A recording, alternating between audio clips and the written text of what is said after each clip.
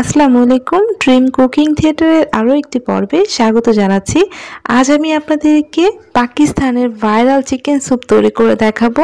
এই চিকেন স্যুপটা পাকিস্তানে এত বেশি ভাইরাল হয়েছে যে বাংলাদেশ পর্যন্ত চলে এসেছে, আর আমিও আপনাদের সাথে শেয়ার করে ফেললাম। বিশ্বাস করেন, এই চিকেন স্যুপটা তৈরি করাটা এত সহজ আর একটু ভিন্ন ধরনের, খেতে ভীষণ মজা। চলুন তাহলে দেখে নিই কিভাবে তৈরি করেছি। প্রথমে একটা প্যান নিয়েছি, তার মধ্যে আমি চিকেনের অর্ধেকটা থাই পিস দিয়েছি আর অর্ধেকটা ব্রেস্ট পিস দিয়েছি। আপনারা পুরো একটা ব্রেস্ট পিস দিয়ে করতে পারেন। এখন একটা পেঁয়াজকে 4 ভাগ করে দিয়ে দিলাম, একটা তেজপাতা 2 ভাগ করে দিয়েছি, দুটো ছোট সাইজের দারচিনি দিয়েছি, আর এখানে আমি 10-12টার মতো গোলমরিচ দিয়েছি, আর দিয়ে দিচ্ছি আমি 3টার মতো সাদা এলাচ।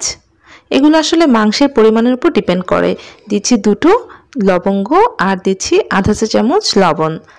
এখন এই সব কিছুর মধ্যে দিয়ে দিচ্ছি পানি। এখানে আমি 3 কাপ পরিমাণে পানি ইউজ করেছি। একদম আমি যেভাবে তৈরি করছি সেই মেজারমেন্টে করলে স্যুপটা একদম পারফেক্ট হবে। এখন এটা আমি চুলায় তুলে দিচ্ছি আর ঢাকনা দিয়ে ঢেকে বসিয়ে দিয়েছি যাতে মাংসটা ভালোভাবে সিদ্ধ হয়ে আসে।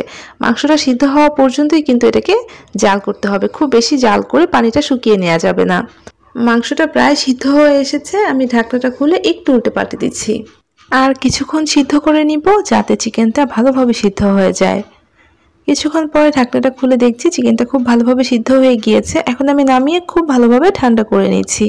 চিকেনটা খুব ভালোভাবে ঠান্ডা হয়ে গিয়েছে। আমি একটা পিস নিয়ে ঝুরি করে নিয়েছি, আপনাদেরকে দেখানোর জন্য আমি একটা চিকেন রেখে দিয়েছি। আমি হাত দিয়ে এভাবে ঝুরি ঝুরি করে নিচ্ছি। আপনারা চাইলে কাঁটা চামচ দিয়ে শ্রেডেড চিকেনের মতো করে নিতে পারেন, তবে হাত দিয়ে করলে খুব দ্রুত হয়ে যায়। আমি আপনাদেরকে দেখাচ্ছি, দেখেন একটু কাঁটা চামচ দিয়ে মাংসের কিছুটা অংশ খুলে নিয়ে তারপর এভাবে চামচ দিয়ে টান দিলে দেখবেন যে চিকেনটা ঝুরি ঝুরি হয়ে যাচ্ছে। তো আপনারা চাইলে হাত দিয়েও খুব সহজভাবে চিকেনটাকে একদম ঝুরি ঝুরি করে নিতে পারেন। তো চিকেনটা ঠান্ডা হওয়ার পরে আমি ভালোভাবে ঝুরি করে নিয়েছি, আর যে পানিটা ছিল সেই পানিটাকে খুব ভালো করে ছেঁকে নিচ্ছি। আর ছেঁকে যে মশলা পেঁয়াজ এগুলো ছিল সেগুলোকে আমি ফেলে দিচ্ছি। চিকেনের পানিটাকে একটা সাইডে রেখে দিয়েছি, আর এদিকে আমি একটা প্যানের মধ্যে 1 টেবিল চামচের মতো তেল দিয়েছি, আর তার মধ্যে দিয়ে দিচ্ছি 1 চা চামচ আদা কুচি আর আধা চা চামচ দিচ্ছি রসুন কুচি। মানে রসুন কুচির পরিমাণটা কম দিতে হবে।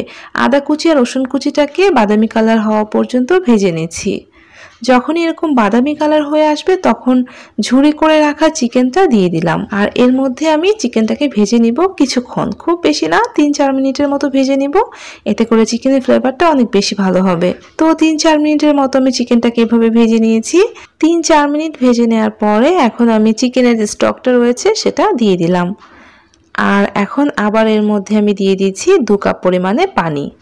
আর এর মধ্যে আমি এখন দিয়ে দিচ্ছি 2 টেবিল চামচ টমেটো সস, আর দিয়ে দিচ্ছি 1.5 টেবিল চামচ চিলি সস। চিলি সসের পরিমাণটা টমেটো সস থেকে একটু কম হবে। দিয়ে দিচ্ছি 2 টেবিল চামচ সয়া সস, আর দিচ্ছি 1 চা চামচের মতো কালো গোলমরিচের গুঁড়া। দিচ্ছি লবণ, অবশ্যই স্বাদ মতো দিয়ে নেবেন। আর দিয়ে দিচ্ছি লেবু পাতা। এখানে আমি 3টা লেবু পাতা পিস নিয়েছি, অবশ্যই লেবু পাতাটা ইউজ করবেন। লেমন গ্রাস দিলে কিন্তু খেতে বেশি ভালো লাগে না। আমি লেবু পাতাটা দিয়েছি, আপনারা কিন্তু সব জায়গায় লেবু পাতাটা পেয়ে যাবেন, সো লেবু পাতাটা ইউজ করবেন, খেতে বেশি ভালো লাগে। লেবু পাতার ফ্লেভারটা অনেক বেশি ভালো হয়। নেড়েচেড়ে মিক্সড করে নিচ্ছি আর একটা বলক তুলে জাল করে নিব। তো বলক আসা পর্যন্ত ওয়েট করছি। একটা বলক চলে এসেছে, আমি আবারও নেড়েচেড়ে মিক্সড করে নিচ্ছি। তো বলক আসার পরে আমি আরো 5 মিনিটের মতো জাল করে নিব, খুব বেশি সময় ধরে না, জাস্ট 5 মিনিট আমি এভাবে জাল করে নিব। এতে করে স্যুপের কালারটা অনেক বেশি সুন্দর হবে। তো 5 মিনিট জাল হতে থাক, এদিকে আমি একটা বাটির মধ্যে নিয়ে নিয়েছি 1.5 টেবিল চামচ কর্নফ্লাওয়ার।